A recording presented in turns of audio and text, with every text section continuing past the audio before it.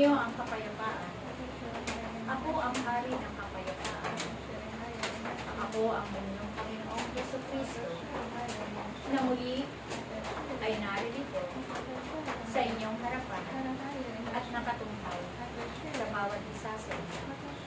Aking mga anak, kayong lahat na tinawag ng aking Ama ay aking pinasasalamatan sapagkat kayo'y patuloy na sumusunod sa kalooban ng Diyos. Naway manatili kayong lagi sa pag-ibig upang makamit ninyo ang buhay na walang hanggan. Patuloy na manalig kayo, magtiwala sa Diyos, na may Diyos na magbibigay ng kaligtasan ng mundo ito. Nawa maging mabuti kayo sa lahat ng oras.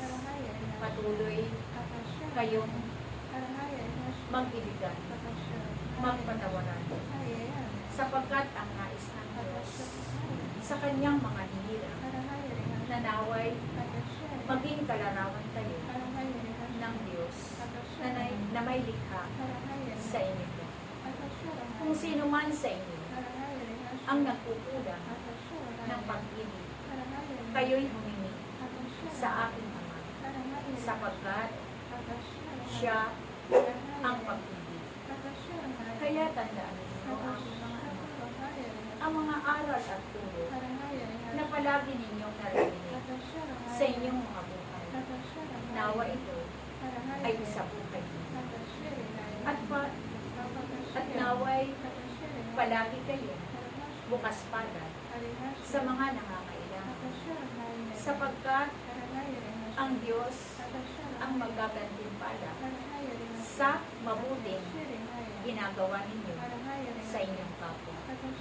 Kaya aking mga anak, sumampalataya kayo na may gawa, sapagkat ang sumasampalataya na walang gawa, ito ay patay na pananampalataya. Kaya tandaan ninyo, aking mga anak, ang nananatili at tumatalima sa aking salita ay magkakamit ng buhay na walang hanggan. Kaya magpatuloy kayo, maglingkod, habang kayo'y malakas pa, sapagkat ang nais ng aking Ama sa kanyang mga hinirang ay makasama kayong lahat sa kanyang kaharian. Doon sa kaharian ng aking Ama ay may kanya-kanya na kayong mga silid, lantay na pinto, at nakatala ang inyong mga pangalan doon sa aking kaharian. Kaya nawa, isabuhay ninyo ang inyong mga naririnig na mga mensahe ng Diyos, sapagkat ito ang magiging daan ninyo ng kaligtasan na makamit ninyo ang buhay na walang hanggan.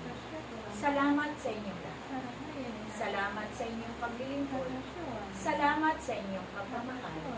Salamat sa pagsunod sa kalooban ng Diyos, sapagkat ang nananalig at sumasampalataya tunay na hindi kayo mabibigo sa inyong mga buhay. Patuloy kayo bibiyayaan ng Diyos ng mga pagpapala na siksikliglig at umaakot. Kaya huwag kayong mapagod na maglingkod sa Diyos at huwag kayong lalayo sa kanyang piling, sapagkat sa piling ng Diyos ay may kapayapaan, may kagalakan, at may kaligtasan. Salamat sa inyong lahat na naririto sa kawan na ito, at patuloy kayo maglingkod hanggang wakas ng inyong mga buhay. Salamat sa inyong lahat.